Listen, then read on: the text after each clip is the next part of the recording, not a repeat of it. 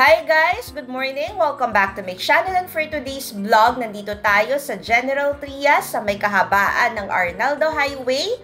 Yung nasa kanan natin approaching is the Vista Mall General Trias. Papunta tayo sa Belle Aldea para sa isang home tour.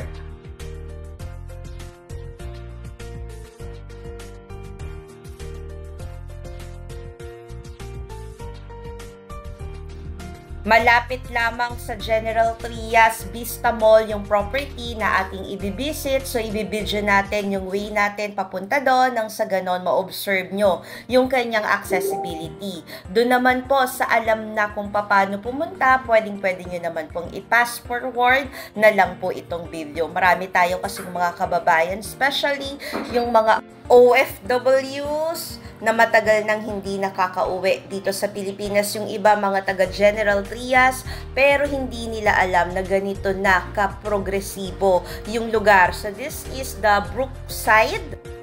Yung nasa kaliwa natin is yung San Francisco Barangay Hall. Tapos marami tayo ditong schools, public and private, left and right, and nasa area. Yung kalsadang to, bagong ayos, pinataasan, and finally, completed na. Kaya, ayan o, maganda na yung ating biyahe. Isa kasi sa mga prime consideration natin kapag bibili tayo ng property is the location, location, location. You can always improve the house, pero yung location niya talaga, hindi mo siya mapapalapit. So this one, very accessible siya and malapit lang din sa ating mga pangangailangan. Yan, malapit na tayo sa Belle Aldea, yung nasa kaliwa natin, yan na yung subdivision. Medyo may papasok lang siya ng konti, kung meron tayong tricycle, e-bike, or kotse, better. Pero kung sa commute, huwag mag-alala dahil meron naman tayo ditong tricycle 24 hours. Siya nga pala, kung bago ka pa lang sa channel na ito, I'm Sheila Veronilla, your friendly real estate broker. My blog is all about buying and selling of real property investment and anything in between. Kaya kung gusto mo ng ganitong content, please don't forget to like, subscribe, and hit that notification bell para lagi kang updated. Thank you! Pasupport na din po by clicking the like and the super thanks button. Baka naman. Ayan, nakapasok na tayo sa Belle Aldea and malapit lang yung house, yung unit, dito sa may entrance gate. Actually, in here, we have 3 units. So, yung isang unit, magkatabi, pero may offer na dun sa isa. I don't know kung matutuloy. Then, the other one is nasa main road.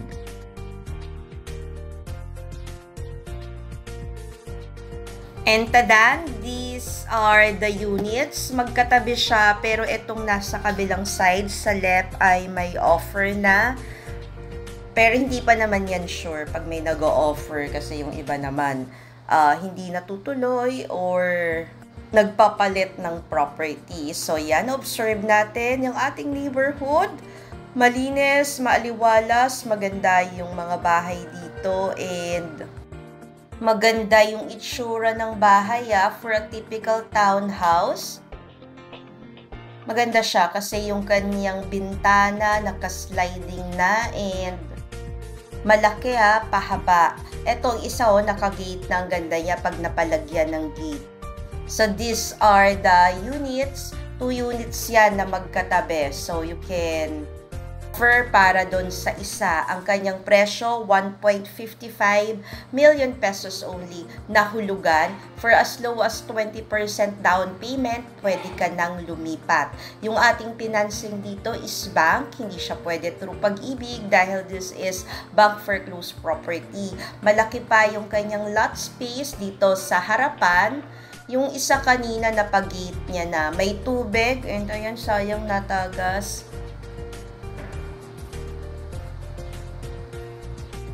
Hindi natin inabutan yung caretaker, nagliwaliw lang siguro, pero meron tayong caretaker inside, kaya may personal na gamit. Ibibidyo natin from the outside, dito lang tayo sa bintana. Kitang-kita naman, and malinis, maayos, buong-buo pa yung bahay. Yung mga tiles, maayos na maayos pa, and yung paint, siguro hilamos or kahit scrub lang.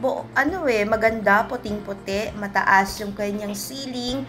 Medyo makalat lang kasi may mga personal na gamit sila inside. By the way, ang lot area ng property na to ay 42 and ang kanyang floor area ay 65. Gawan natin ng paraan na ma-visualize nyo later yung turnover version just in case wala na yung gamit.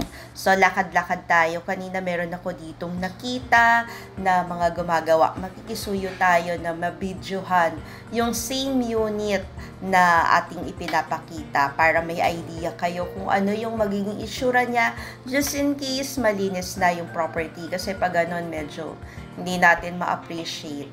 So, yan. This is it. Nagawa natin ng paraan. Ganito yung unit. Yun nga lang inner yon. This is end. Pero same lang din yung layout. Ang difference niya is ito lang bintana. Wala to. Kasi wall, bahay na yung katabi niyan. Mataas ang kanyang ceiling. Yung kanyang tiles ay 40 by 40 na white.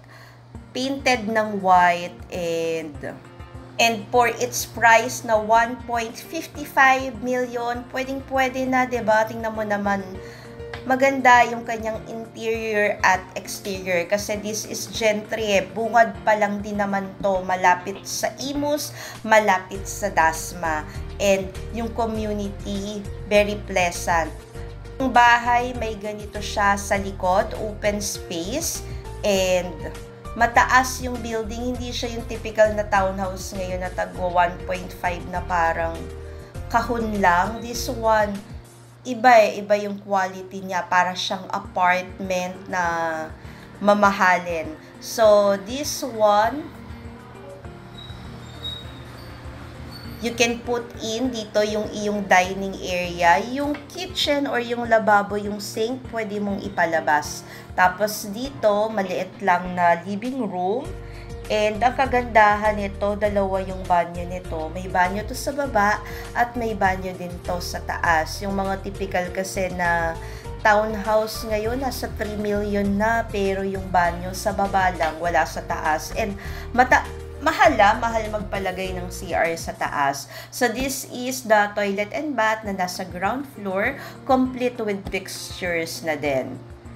Yung bahay naman na yon, yung kanina, hindi yon masyadong natirahan. May personal gamit lang yung mga caretaker, kaya mukhang hindi kaaya-aya. Pero this one, pag napatanggal mo naman yung gamit you can turn it into this.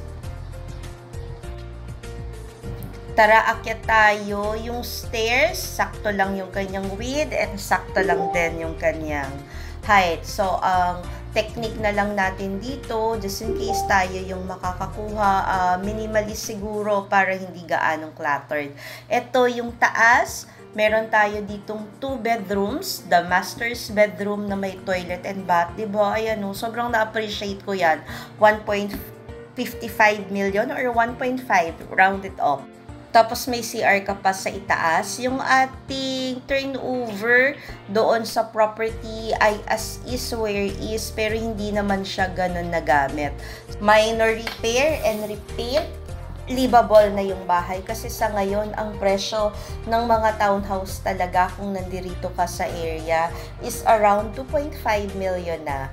That 1.5, pwedeng-pwede, diba?